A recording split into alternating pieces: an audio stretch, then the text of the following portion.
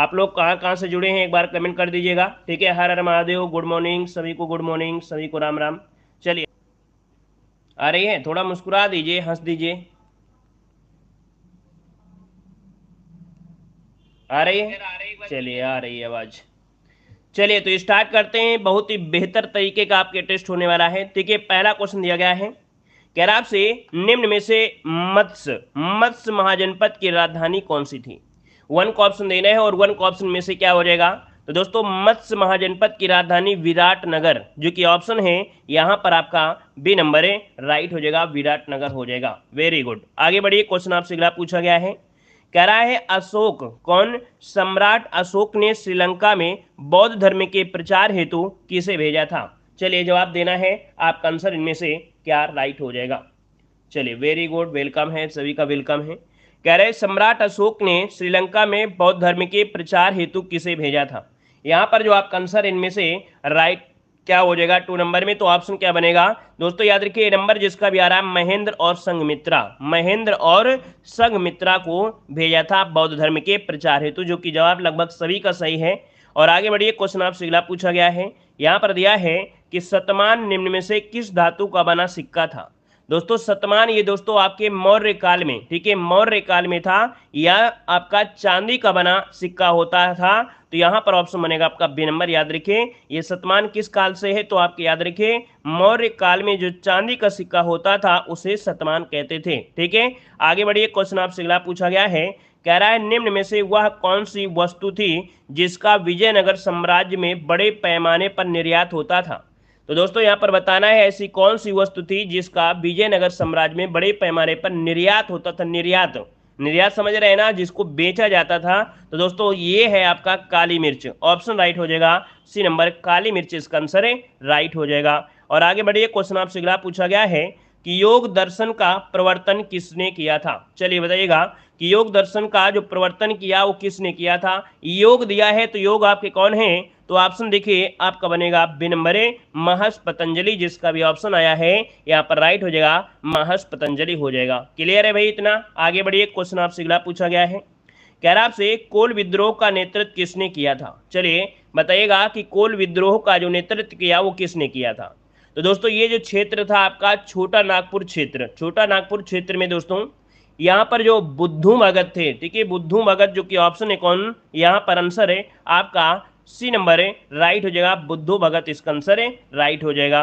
और आगे बढ़िए, क्वेश्चन आपसे अगला पूछा गया है कि भारत में पहली बार रेलवे लाइन कब शुरू की गई थी। देखो दिया गया है भारत में पहली बार रेलवे लाइन की जो शुरुआत हुई थी वो कब हुई थी। तो दोस्तों यहाँ पर 7 नंबर का जो ऑप्शन है वो आपका ये हो जाएगा 1853, जिसको ऑप्शन आया है बिल्कुल राइट हो जाएगा। और किसके समय, तो आप कहेंगे डलहौजी के समय। किसके समय, डलहौजी के समय आपकी, डलहौजी के समय आपकी शुरुआत हुई थी दोस्तों, याद रखिएगा। ठीक है ना। और ये आपकी कब चली थी, तो बंबई से थाने तक पहली बार यहाँ पर चली थी गाड़ी। आगे बढ़िए, क्वेश्चन दिया गया है, कह रहा है इंडियन एसोसिएशन के संस्थापक कौन थे। चलिए बताइएगा इंडियन एसोसिएशन के संस्थापक इनमें से कौन थे। क्वेश्चन नंबर देख सकते हैं 8 नंबर में, और 8 की अगर बात कर लेते हैं तो ऑप्शन क्या बनेगा, याद रखिएगा ये हैं आपके सुरेंद्र नाथ बनर्जी, जिसका भी ऑप्शन है डी नंबर है, राइट हो जाएगा। सुरेंद्र नाथ बनर्जी ने, याद रखिएगा 1876 में, ठीक है, और किसके सहयोग से, तो आनंद मोहन बोस के सहयोग से इसकी स्थापना किया था। इसे ही हम लोग भारत संघ कहते थे। कहां पर किया था, कलकत्ता में किया था। आगे बढ़ते हैं, क्वेश्चन आपसे अगला पूछा गया है, कह रहा है निम्न में से कौन भारतीय राष्ट्रीय कांग्रेस की अध्यक्ष रही हैं। इनमें से बताना है कि भारतीय राष्ट्रीय कांग्रेस की जो अध्यक्ष रही हैं इनमें से कौन रही हैं। यहाँ पर देखिए ऑप्शन क्या हो जाएगा, तो देखिए आपका जवाब हो जाएगा यहाँ पर कौन सा, सुचेता कृपलानी होगा क्या। यहाँ पर देखिए आपका जो आंसर बनेगा यहाँ पर 9 नंबर में सी नंबर है, एनी बेसेंट। क्या, एनी बेसेंट। ये जो आपकी थी आपकी 1917 में, है ना, 1917 में भारतीय राष्ट्रीय कांग्रेस की कलकत्ता अधिवेशन की अध्यक्षता रही थी। और दोस्तों याद रखिएगा कि एनी बेसेंट कांग्रेस की प्रथम महिला अध्यक्ष भी रही थी। दोस्तों याद रखिएगा इस क्वेश्चन में थोड़ा सुधार ये करना होगा, प्रथम लगा देता तो हो जाता, क्योंकि सुचेता कृपलानी ये भी 1925 में आपकी बनी थी कानपुर अधिवेशन में। तो इसमें थोड़ा सुधार करके हम लोग आंसर है यहाँ पर सी कर सकते हैं। ठीक है, यहाँ पर आगे बढ़िए, क्वेश्चन यहाँ पर अगर मान लो प्रथम लगा देती, प्रथम महिला अध्यक्ष, तो आपका आंसर बिल्कुल बेटर हो जाता।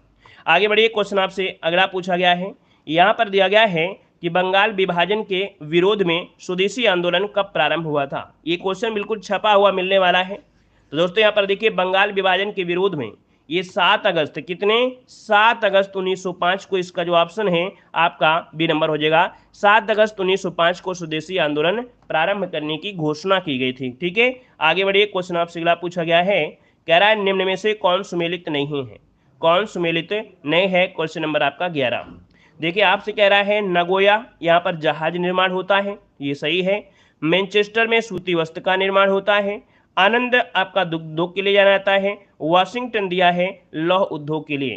तो दोस्तों यहाँ पर वाशिंगटन जो कि डीसी ये संयुक्त राज्य अमेरिका की राजधानी है और यह लौह इस्पात उद्योग से संबंधित नहीं है। यहाँ पर आंसर आपका डी बन जाएगा। आगे बढ़िए। क्वेश्चन आपसे दिया गया है कि निम्न में से कौन स्थानांतरीकरणशील का मतलब स्थानांतरणशील कृषि का प्रकार नहीं है। देखिए यहाँ पर जो स्थानांतरीकरण जो आपकी कृषि होती है, मतलब एक बार बोइए इसके बाद दूसरी जगह आप बोएंगे, है ना। तो यहाँ पर देखिए 12 नंबर में ये थोड़ा कठिन आपका है। देखिए चेना भी आपका इसमें आता है, फैंग भी आता है, मिल्पा आता है, लेकिन जो फजेंडा है दोस्तों, फजेंडा शब्द आपने सुना होगा, ये आपके चाय के बागान होते हैं, है ना। चाय के बागान हैं जो कि आपके दक्षिण अमेरिका में काफ़ी अच्छी तरीके से होता है। ये कहवा बागान को कहते हैं ना, फैजेंडा, ये ब्राज़ील में कहवा बागानों को कहा जाता है। ये स्थानांतरित कृषि के रूप में यहाँ पर कह सकते हैं नहीं होते हैं। ठीक है, तो ऑप्शन बनेगा आपका बी नंबर। अब इसको तुक्का मारना होता तो मार सकते थे, कैसे मार सकते हैं, आपको मालूम है चाय के जो बागान हैं वो स्थानांतरित तो होंगे नहीं कि बार बार बदल दिया जाए, है ना। तो इसका ऑप्शन हो जाएगा बी नंबर। आगे बढ़िए। क्वेश्चन आपसे दिया गया है, कह रहा है निम्न में से कौन सा सुमेलित नहीं है, कौन सुमेलित नहीं है। तो देखो यहाँ पर दिया गया है डांडी, है ना। डांडी में ये जूट उद्योग है। लेनिनग्राड आपके पोत निर्माण है। हल्दिया आपका दिया है पेट्रो रसायन और पिट्सबर्ग दिया है मोटर गाड़ी।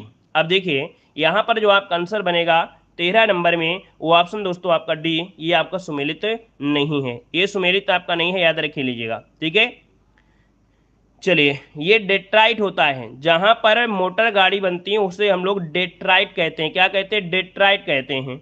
और ये पिट्सबर्ग में क्या होता है, तो लौह इस्पात होता है। क्या होता है, लौह इस्पात के लिए जाना जाता है। ठीक है, आगे बढ़िए। क्वेश्चन आपसे अगला पूछा गया है, यहाँ पर क्वेश्चन आपके सामने आ गया है, कह रहे निम्न में से भारत की कौन सी नदी एक विभ्रंश घाटी से होकर गुजरती है।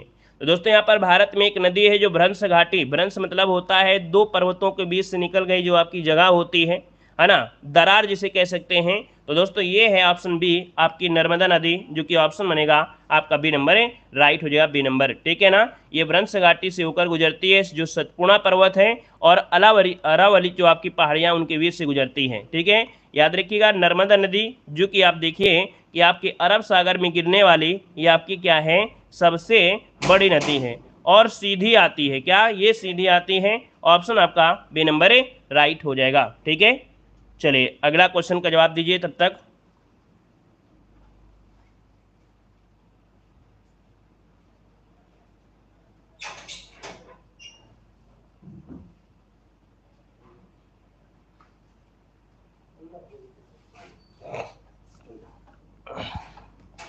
देखिए अगला क्वेश्चन आपसे कह रहा है कि प्रमुख मत्स्य क्षेत्र ग्रांड बैंक निम्न में से कहां पर स्थित है। चलिए, प्रमुख मत्स्य क्षेत्र ग्रांड बैंक निम्न में से कहां पर स्थित है, यहाँ पर जवाब देना है। आपका आंसर में से राइट क्या हो जाएगा 15 नंबर में। देखिए 15 का ऑप्शन यहाँ पर हो जाएगा सी नंबर है, उत्तर अटलांटिक महासागर। याद रखिए इसका जो आंसर है वो आपका सी नंबर है, राइट हो जाएगा। उत्तर अटलांटिक महासागर में ये आपका स्थित है। और यहाँ पर देखा जाए जो मछलियाँ पकड़ी जाती हैं काफ़ी मतलब काफ़ी क्षेत्र में पकड़ी जाती हैं, क्योंकि ये जो एरिया होता है यहाँ पर ठंडी जलधारा भी आती है और गर्म जलधारा भी आती है। जब दोनों ही मिलते हैं तो वहीं पर क्या होता है, मछलियाँ ज़्यादा आती हैं। तो ये मछलियों का जो पकड़ी जाती हैं काफ़ी मतलब काफ़ी मात्रा में पकड़ी जाती हैं। तो ऑप्शन आपका सी हो जाएगा। आगे बढ़िए। क्वेश्चन आपसे अगला पूछा गया है, कह रहा है उत्तर प्रदेश में किसान बही योजना कब प्रारंभ की गई थी। चलिए बताइएगा कि उत्तर प्रदेश में किसान बही योजना कब प्रारंभ की गई थी, 16 नंबर में। चलिए देखिए हमने एक ट्रिक से आपको बताया था कि अगर चकबंदी आता है तो चा से चकबंदी, चा से चौवन, तो आपका 1954 में स्टार्ट हुई थी चकबंदी और बही से हो जाएगा 92। तो याद रखिएगा 1992 में स्टार्ट हुई थी किसान बही योजना, जो कि ऑप्शन बनेगा आपका बी नंबर है, राइट हो जाएगा। ठीक है, चलिए आगे बढ़िए। क्वेश्चन आपसे अगला पूछा गया है, कह रहा है भू आंदोलन से संबंधित निम्न कथनों में से सत्य कथन का चयन करना है। यहाँ पर क्वेश्चन नंबर 17 आपसे कह रहा है और इसमें से आपको कूट के ऑप्शन के रूप में आपका होगा, है ना। और यहाँ पर आपके सभी ऑप्शन सही होंगे। तो यहाँ पर देखिए पहला पॉइंट आपको पढ़ना है, कह रहा है कि इस आंदोलन का जो प्रारंभ हुआ था कब हुआ था, 1951 में। कब हुआ था, 1951 में। किसने शुरू किया था, विनोबा भावे ने प्रारंभ किया था। कहाँ से किया था, तो आपके तेलंगाना क्षेत्र में एक पोचमपल्ली ग्राम है, वहाँ से इसकी शुरुआत हुई थी। और यह गांधीवादी विचारधारा से आपका प्रेरित आपका है, जो कि स्वैच्छिक भूमि सुधार आंदोलन था। मतलब ये सभी पॉइंट आपके जो हैं वो भू आंदोलन से जुड़े हुए सभी सही हैं, ठीक है। प्रारंभ याद रखिए किसके द्वारा, विनोबा भावे। कहाँ पर, तेलंगाना के पोचमपल्ली। ये क्वेश्चन बहुत बार पूछा गया है। चलिए आगे बढ़े, क्वेश्चन आपसे अगला पूछा गया है, यहाँ दिया है निम्न में से कौन सा सत्य दिया गया है। देखिए कुछ योजनाएं आपकी दी गई हैं और आपका दिया है ट्राइसम योजना। देखिए ट्राइसम योजना ये आपके 1979 में आपकी शुरुआत की गई थी, जो कि आपका जवाब बिल्कुल यहाँ पर पहला ही पॉइंट आपका सही हो जाएगा। आगे बढ़िए, क्वेश्चन आपसे अगला पूछा गया है, कह रहा है निम्न में से कौन सा भूमि सुधार कार्यक्रम शामिल नहीं है। देखिए इकोनॉमिक्स से क्वेश्चन आपके हैं, थोड़ा सा कठिन तो आपको लगेंगे, है ना। देखिए यहाँ पर देख सकते हैं भूमि सुधार कार्यक्रम में शामिल नहीं है। तो देखिए यहाँ पर आपका दिया गया है क्या, सहकारी है, चकबंदी है, जमींदारी भी है। लेकिन भाई किसानों को जो आवास ऋण है, ये क्या भूमि सुधार हो रहा है क्या, इससे भूमि सुधार नहीं हो रहा है। तो ऑप्शन आपका डी वाला राइट हो जाएगा। अगला बताइएगा, क्वेश्चन दिया गया है कि कृषि विपणन के लिए प्रारंभ किया गया जो पोर्टल है वो आपका कौन सा है। चलिए कृषि विपणन के लिए प्रारंभ किया गया पोर्टल इनमें से कौन सा है 20 नंबर में। तो दोस्तों ये है आपका ई नाम। क्या है, ई नाम जो आपका है ये 2016 में प्रारंभ किया गया था। 2016 में प्रारंभ किया गया था, जो राष्ट्रीय बाजार जो आपका प्लेटफार्म है ई नाम, ताकि जो किसान के द्वारा उत्पादन होता है उसकी बिक्री को सुविधापूर्वक बनाया जा सके। आगे बढ़िए, क्वेश्चन आपसे अगला पूछा गया है कि मौलिक अधिकार किस देश के संविधान से लिया गया है। चलिए कुछ कठिन क्वेश्चन आपके निकल चुके हैं, क्योंकि इकोनॉमिक्स के क्वेश्चन कहीं ना कहीं आपको कठिन लगते हैं। तो इकोनॉमिक्स की काफ़ी क्लासें आप लोगों को पढ़ना पड़ेगा, तभी इकोनॉमिक्स आपको कवर हो जाएगी, ठीक है। तो इकोनॉमिक्स के लिए आप लोग तैयार वगैरह हैं कि नहीं, काफ़ी अच्छी तरीके से, मतलब आपको पढ़ना पड़ेगा इकोनॉमिक्स, ठीक है। चलिए देखो दिया है मौलिक अधिकार किस देश के संविधान से लिए गए हैं। तो मौलिक अधिकार जो लिए गए हैं कहाँ से, ऑप्शन सी नंबर है यहाँ पर संयुक्त राज्य अमेरिका। संयुक्त राज्य अमेरिका से लिए गए हैं। मौलिक अधिकार की बात करते हैं तो ये भाग 3 में आते हैं। किसमें, भाग 3 में आते हैं। और भाग 3 में कहाँ पर, तो आपके आर्टिकल नंबर 12 से लेकर आपके 35 तक इनका प्रावधान है। और दोस्तों मौलिक अधिकार कैसे हैं, ये वाद्य योग है। वाद्य योग मतलब ये हुआ कि दोस्तों अगर आपके मौलिक अधिकार का उल्लंघन हो रहा है, आपके मौलिक अधिकार का हनन हो रहा है, तो आप सुप्रीम कोर्ट में जा सकते हैं आर्टिकल नंबर 32 के तहत, और हाई कोर्ट में जाएंगे तो आप 226 के तहत हाई कोर्ट में जा सकते हैं, ठीक है। आगे बढ़िए, क्वेश्चन आपसे अगला पूछा गया है, कह रहा है मूल संविधान में कुल कितने मौलिक अधिकार हैं। चलिए मूल संविधान में कुल कितने मौलिक अधिकार आपसे हैं। देखो इस क्वेश्चन को समझ कर लगाइएगा, नहीं गलती हो जाएगा। आपसे कह रहा है मूल संविधान में, मूल संविधान मतलब जब बनकर तैयार हुआ था तब आपके संविधान में मौलिक अधिकारों की संख्या कितनी रखी गई थी, 7 रखी गई थी, 7 रखी गई थी। देखिए फिर हमारे बताने के बावजूद भी आप लोग गलती कर रहे हैं। हम आपको बता भी रहे हैं मूल संविधान, फिर भी आप लोग गलती कर रहे हैं। जब मूल संविधान बनकर तैयार हुआ था तब मौलिक अधिकारों की संख्या 7 थी, लेकिन बाद में क्या हुआ कि 86 नंबर संशोधन में यहाँ पर क्या हुआ, जो संपत्ति का अधिकार था 44वें नंबर में, कौन, 44वें नंबर का जो संशोधन हुआ था 1978 में, तो उसमें संपत्ति के अधिकार को हटा दिया गया। संपत्ति को अधिकार को हटा दिया गया तो कितने बचे, फिर 6 बचे। तो इसलिए आपको मूल संविधान पूछे तो ऑप्शन डी लगाना है, और ये गलती सबसे हो सकती थी, है ना। यहाँ पर आगे बढ़िए, क्वेश्चन आपसे अगला पूछा गया है कि किस अधिनियम के अंतर्गत उच्चतम न्यायालय की स्थापना की गई।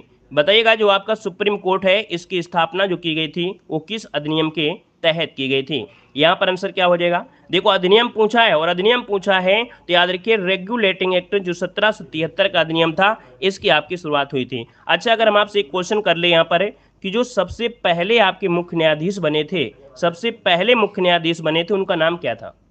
चलिए बताइएगा कि जो सबसे पहले मुख्य न्यायाधीश बने थे उनका नाम क्या है।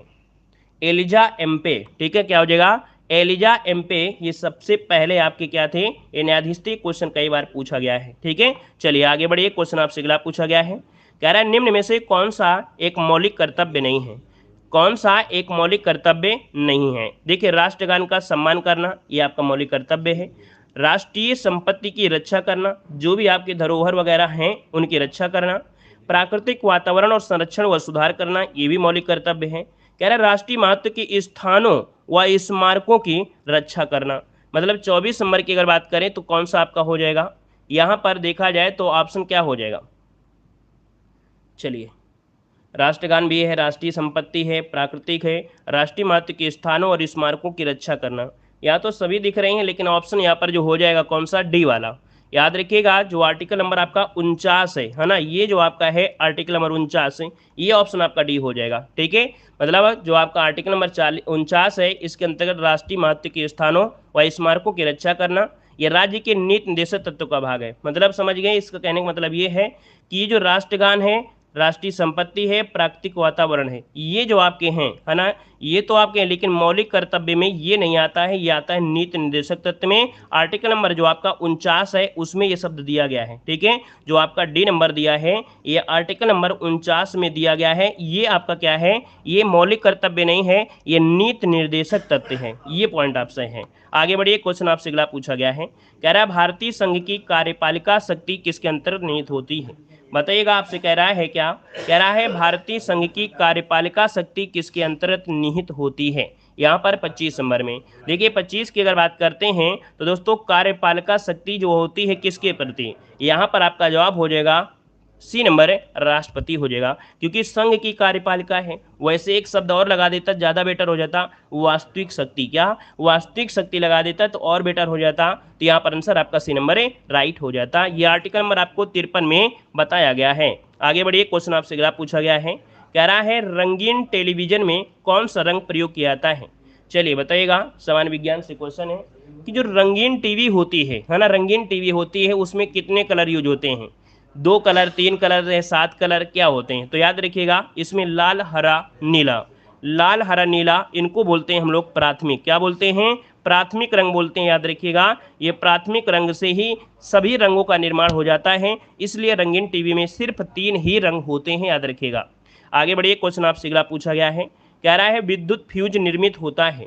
जो विद्युत फ्यूज होता है इसका निर्माण जो होता है वो कैसे होता है। तो दोस्तों इसका निर्माण किया जाता है टिन और सीसा से, टिन और सीसा जो कि ऑप्शन है यहाँ पर सी नंबर है। दोस्तों इसमें क्या होता है, टिन का जो परसेंटेज होता है वो 63% होता है और सीसा का जो परसेंटेज होता है वो 37% होता है। इन दोनों को मिलाकर ही विद्युत फ्यूज का निर्माण किया जाता है। आगे बढ़िए, क्वेश्चन आपसे अगला पूछा गया है कि जल की स्थायी व अस्थायी कठोरता को दूर करता है।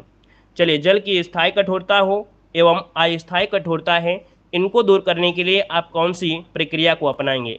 तो दोस्तों यहाँ पर देखिए आपका दिया गया है सोडियम कार्बोनेट, क्या दिया है, सोडियम कार्बोनेट के द्वारा, मतलब सोडियम कार्बोनेट डालकर उबाल दीजिए। ठीक है, जल में क्या करिए, सोडियम कार्बोनेट डाल दीजिए और इसके बाद उबाल दीजिए, तो स्थायी और अस्थायी कठोरता दूर की जा सकती है। ऑप्शन में आपका ये नंबर। अगला बताइएगा, क्वेश्चन है एपी कल्चर के अंतर्गत अध्ययन किया जाता है। एपी कल्चर के अंतर्गत अध्ययन होता है एपी कल्चर। अच्छा क्वेश्चन है, एपी कल्चर में क्या होता है, मधुमक्खी पालन होता है। मधुमक्खी पालन जो ऑप्शन है यहाँ पर आपका डी नंबर है, राइट हो जाएगा, मधुमक्खी पालन होता है। और दोस्तों याद रखिए, सबसे ज़्यादा मधुमक्खी पालन देखा जाए बिहार में होता है। बिहार की अगर बात करते हैं तो जो मधुमक्खियों को सबसे ज़्यादा जो रस प्राप्त होता है वो जो एक फल आता है, कौन सा, कीवी वाला फल। ठीक है, कीवी फल नहीं, एक और होता है जो बिहार में होता है, लीची। लीची, लीची से सबसे ज़्यादा उनको शहद प्राप्त होता है और लीची पाई जाती है कहाँ पर ज़्यादा, बिहार में। एक पॉइंट और होता है, मधुमक्खियों को जो पालन होता है वो किस महीने ज़्यादा होता है। तो याद रखिए अक्टूबर से दिसंबर के महीने। ठीक है, अक्टूबर से दिसंबर महीने में ही आपके जो मधुमक्खी का पालन आपका होता है। ठीक है, आगे बढ़िए, क्वेश्चन आपसे अगला पूछा गया है, कह रहा है वृक्क में बनने वाली जो पथरी होती है बनी होती है। किडनी में जो पथरी होती है वो किसकी बनी होती है। आजकल तो पथरी बनना ये नॉर्मल बात हो गई है लगभग सभी के, है ना, आप देखे होंगे पथरी। तो दोस्तों यहाँ पर देखिए वृक्क में बनने वाली पथरी अर्थात जो किडनी में बनती है पथरी वो किसकी बनी होती है, ये होती है कैल्शियम ऑक्जेलेट की। जो कैल्शियम ऑक्जेलेट है वो ऑप्शन आपका ये नंबर इसका राइट हो जाएगा। और जिसकी भी पथरी होती है उससे कहा जाता है कि आप टमाटर मत खाइएगा। क्यों, क्योंकि टमाटर में भी कैल्शियम ऑक्जेलेट पाया जाता है, इस वजह से बोला जाता है टमाटर मत खाइए। ठीक है, तो ऑप्शन बनेगा आपका ये नंबर राइट हो जाएगा। और पालक को क्यों मना करते हैं, क्योंकि पालक में होता है आयरन और जब आयरन होगा तो उसे और मजबूत बनाएगा, है ना, तो इस कारण से ऑप्शन ए नंबर राइट हो जाएगा। आगे बढ़िए, क्वेश्चन दिया गया है, कह रहा है निम्न में से कौन सा निंदा का विलोम है। चलिए, निंदा का विलोम पूछा गया है और निंदा का विलोम इनमें से क्या हो जाएगा। निंदा मतलब किसी की अगर आप बुराई कर रहे हैं, निंदा कर रहे हैं, तो भाई उसको खुश करने के लिए आप उसकी प्रशंसा कर दीजिए। प्रशंसा कर देंगे इसका मतलब आपका हो जाएगा स्तुति, जो कि ऑप्शन आपका ए नंबर राइट हो जाएगा। आगे बढ़िए, क्वेश्चन आपसे अगला पूछा गया है, कह रहा है विरोधी पक्ष का वाक्यांश के लिए एक सार्थक शब्द इनमें से क्या है। देखो सार्थक दिया है विरोधी, तो विरोधी पक्ष का कह रहा है सार्थक। तो दोस्तों यहाँ पर क्या कहेंगे, इसे कहेंगे हम लोग विपक्षी बोलेंगे। क्या बोलेंगे, विपक्षी बोलेंगे। जैसे कि आप देख सकते हैं लोकसभा में भी विपक्ष का नेता होता है, और विपक्ष का अगर ना हो तो भैया सरकार नहीं चल सकती है, वो अपने मन की मानी करेगी। लेकिन कहीं ना कहीं सरकार को डर होता है कि अगर मन की मानी करेंगी तो विपक्ष हमारा क्या कर देगा, वाट लगा देगा। आगे बढ़िए, क्वेश्चन आपसे अगला पूछा गया है, कह रहा है इनमें से जो पहले कभी ना हुआ हो, जो पहले कभी ना हुआ हो उसे क्या कहते हैं। जो पहले कभी ना हुआ हो उसे बोलते हैं अभूतपूर्व। क्या बोलते हैं, अभूतपूर्व बोलते हैं। इसको ऑप्शन आपको ए लगाना है, भूतपूर्व मत लगाइए। भूतपूर्व तो होता है ना, जैसे कोई प्रधान रहा है आपके गांव, बोलते हैं भूतपूर्व प्रधान आ गए। तो यहाँ पर देखिए, यहाँ पर दिया जो पहले कभी ना हुआ हो, ये होता है अभूतपूर्व। ऑप्शन ए बन जाएगा। आगे बढ़िए, क्वेश्चन आपसे अगला पूछा गया है, निम्न में से किस शब्द का वचन एक सा नहीं रहता है।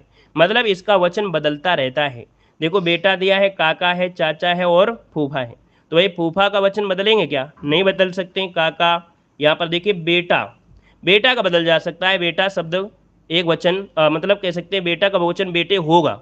यहाँ पर आंसर आपका ए नंबर है राइट हो जाएगा। एक सा नहीं रहता है, इसका बदला जा सकता है, लेकिन इन तीनों का वचन नहीं बदल सकते हैं। बेटा का बदला जा सकता है कि भाई एक बेटा है, हमारे 3 बेटे हैं, तो इसका क्या हो गया, बेटे बहुवचन हो जाएगा। तो इस कारण से ऑप्शन ए हो जाएगा। आगे बढ़िए, क्वेश्चन दिया गया है कि प्रत्येक निम्न में से किस संधि विच्छेद का उदाहरण है।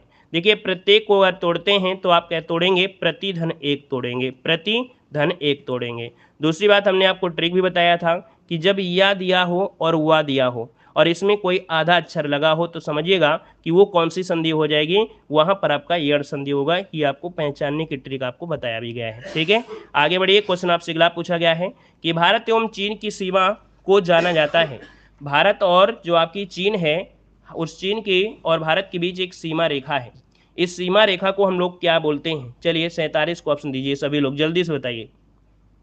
भारत और चीन के बीच की सीमा रेखा है मैक-मोहन रेखा। ठीक है, कौन है, मैक-मोहन रेखा। इसका जो ऑप्शन है आपका सी नंबर राइट हो जाएगा। वहीं पर जो आपका रेड क्लिफ रेखा है, ये आपकी किसके बीच है, तो भारत और पाकिस्तान के बीच है। ठीक है, तो यहाँ पर आपका आंसर सी नंबर राइट हो जाएगा। अगला बताइएगा, कह रहा है निम्न में से किस देश की राजधानी कोनाको है। क्या है, कोनाके है, कोनाक्रे। देखिए 48 नंबर में, देखिए 48 का जो ऑप्शन है गिनी। यहाँ पर आंसर जो आपका बनेगा, जो आपकी राजधानी है वो आपकी गिनी की है। कहाँ की है, गिनी। इसका आंसर आपका राइट हो जाएगा। वहीं पर दोस्तों घाना की राजधानी पूछा जाता है, तो घाना की राजधानी क्या हो जाएगा, अक्रा। क्या हो जाएगा, अक्रा हो जाएगा। घाना की भी पूछी गई है, कई बार पूछा गया है। ठीक है ना। और केन्या की राजधानी तो बहुत बार पूछा गया है। केन्या की राजधानी नैरोबी। क्या है, नैरोबी। नैरोबी, इसको नोट कर लीजिएगा क्योंकि ये क्वेश्चन कई बार पूछा भी गया है। केन्या की राजधानी नैरोबी हो जाएगा। अच्छा एक बताइएगा, मिस्र की राजधानी क्या है। मिस्र की राजधानी क्या है, काहिरा है। क्या है, काहिरा हो जाएगा, काहिरा हो जाएगा। ठीक है, तो राजधानियां जैसे हम पढ़ाते हैं उनको जरूर नोट करते चलिएगा। अगला क्वेश्चन यहाँ पर आपसे दिया गया है कि क्षेत्रफल की दृष्टि से सबसे छोटा केंद्र शासित प्रदेश इनमें से कौन सा है।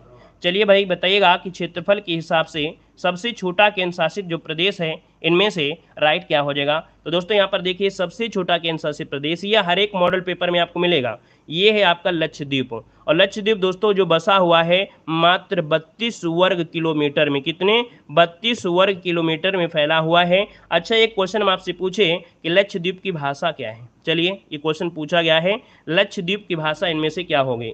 लक्षद्वीप की भाषा क्या हो सकती है बताइए। लक्षद्वीप की जो भाषा होगी वो क्या होगी, तो मलयालम होगी दोस्तों, मलयालम। मलयालम ये आपके केरल की भी है, मलयालम आपके केरल की भी है। ठीक है, आगे बढ़िए, क्वेश्चन आपसे अगला पूछा गया है, कह रहा है सबसे अधिक मतदाता वाला लोकसभा क्षेत्र आपका कौन सा है। सबसे ज़्यादा मतदाता लोकसभा क्षेत्र में से पूछा गया है, और यहाँ पर जो आपका आंसर है वो आपका राइट क्या हो जाएगा। तो दोस्तों यहाँ पर देखिए जो बाहरी दिल्ली है, यहाँ पर आंसर है ए नंबर हो जाएगा, बाहरी दिल्ली। ये लोकसभा में सबसे ज़्यादा मतदाता है। और सबसे कम कहाँ पर है, तो सबसे कम है आपके कहाँ पर, जो अभी बताया लक्षद्वीप। ठीक है, वहाँ पर सबसे कम मतदाता क्षेत्र है। अगला बताइएगा, क्वेश्चन आपसे अगला पूछा गया है कि विश्व खाद्य दिवस कब मनाया जाता है। विश्व खाद्य दिवस कब मनाया जाता है। 51 नंबर ऑप्शन लॉक करना है।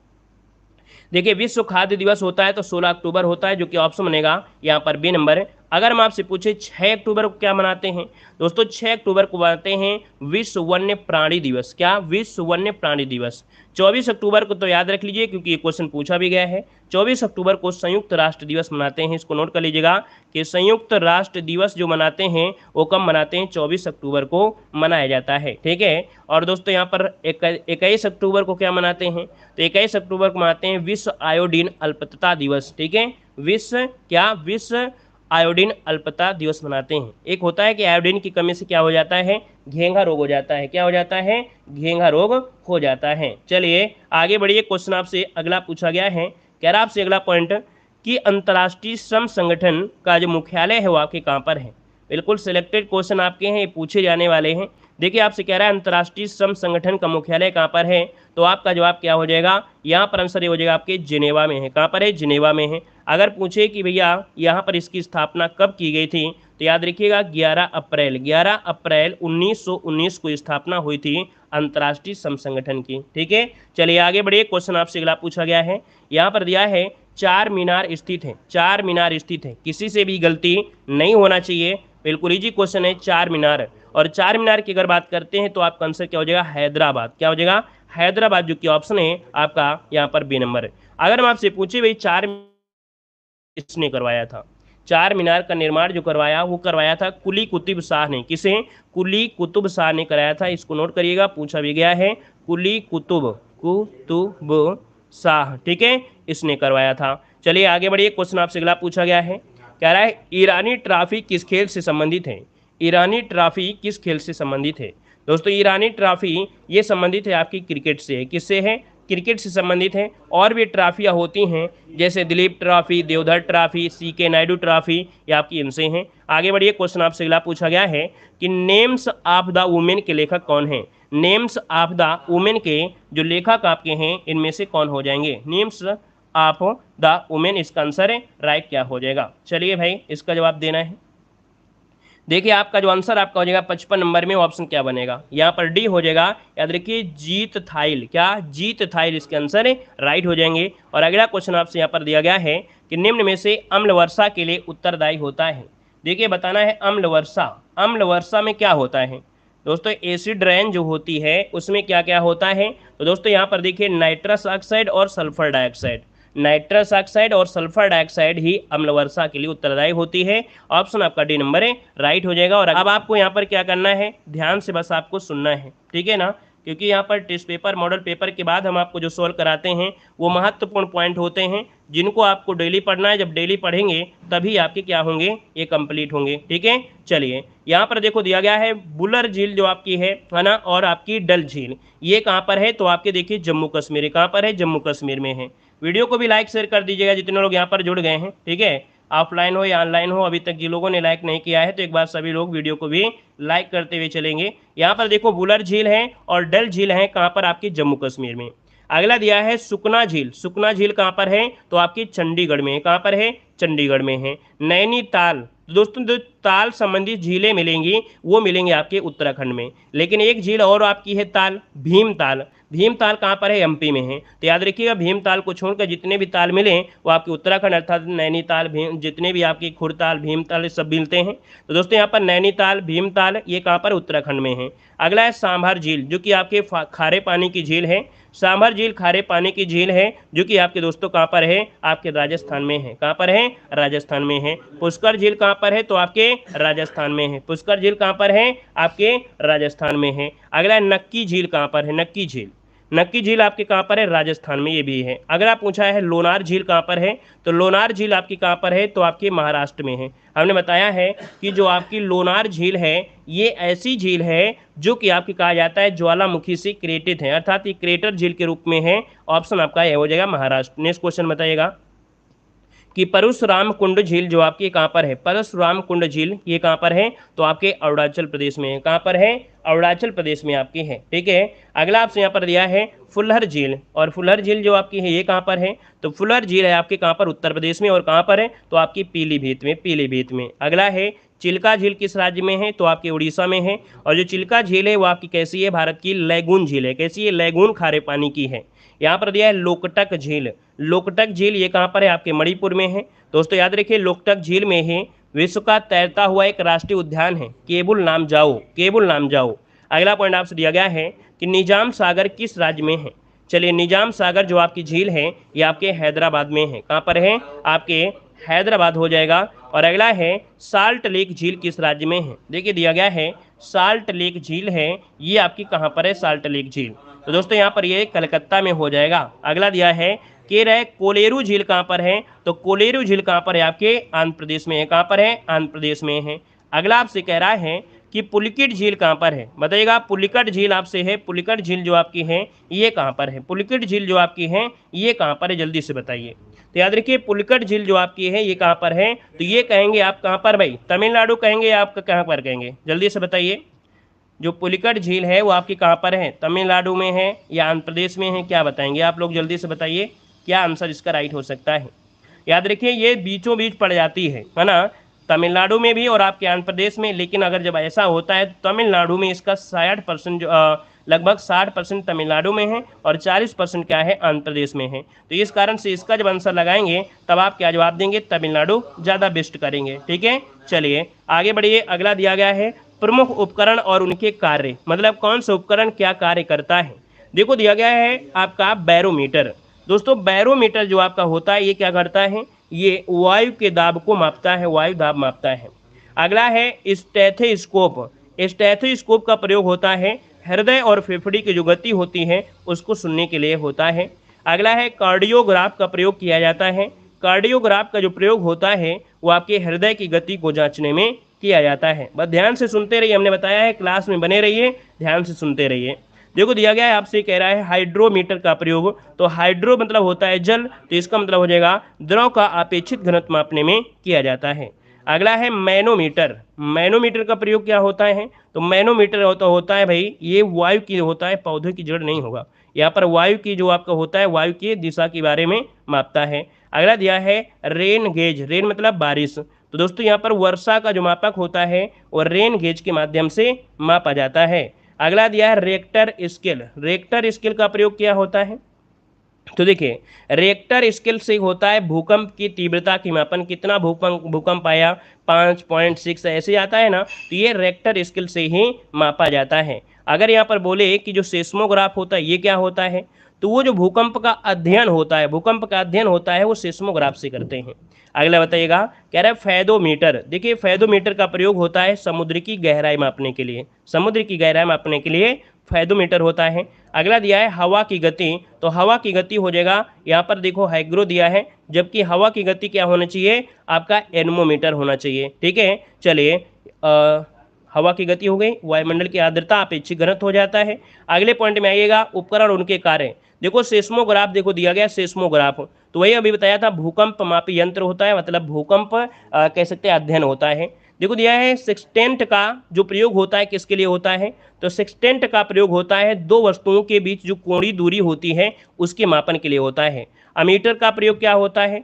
तो अमीटर का प्रयोग पहियों द्वारा तय गई नहीं, अमीटर वाला ये नहीं होगा। चलिए आगे अपना पॉइंट हो चुका है। अगला बताइएगा, यहाँ पर देखिए भारत का राष्ट्रीय गीत किसने लिखा है? चलिए भारत का जो राष्ट्रीय गीत है वो किसने लिखा है उसको छोड़ दीजिएगा। देखो दिया है भारत का राष्ट्रीय गीत जो आपका है किसने लिखा है?